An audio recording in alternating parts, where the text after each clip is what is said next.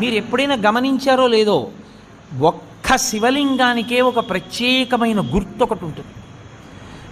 మీరు ఎప్పుడైనా చూడండి, అన్ని శివలింగాల మీద ఉండదు అలాగా. మీరు కొన్ని కొన్ని శివాలయాల్లోకి వెళ్ళినప్పుడు శివలింగం దగ్గరికి వెళితే దాని మీద కొన్ని గీతలు ఉంటాయి ఇలాగా. అది ఏమిటో తెలుసా గీత?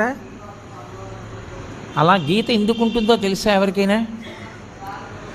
అలా గీత ఉంటే దాన్ని బ్రహ్మసూత్రము అని పిలుస్తారు. అలా గీత ఉంది అంటే నీ అదృష్టం పండి నువ్వు అక్కడికి వెళ్ళావని గుర్తు. 1000 మాటలు ఓ శివాలయంలోకి వెడితే నీకు ఎంత ఫలితమో, అలా గీతలు ఉన్నటువంటి శివలింగం ఉన్న గుళ్ళోకి వెడితే అంత ఫలితం. విశేషమైన ఆరాధనీయమో అని గుర్తు. అలాంటి శివలింగం ఉన్న గుడిలోకి వెడితే తప్పకుండా మీరు మీ ద్రవ్యాన్నో, మీ బలాన్నో, మీ సంపత్తినో, మీ పాటనో, మీ పద్యాన్నో, మీ కష్టాన్నో అక్కడ వినియోగించాలి. శివలింగం మీద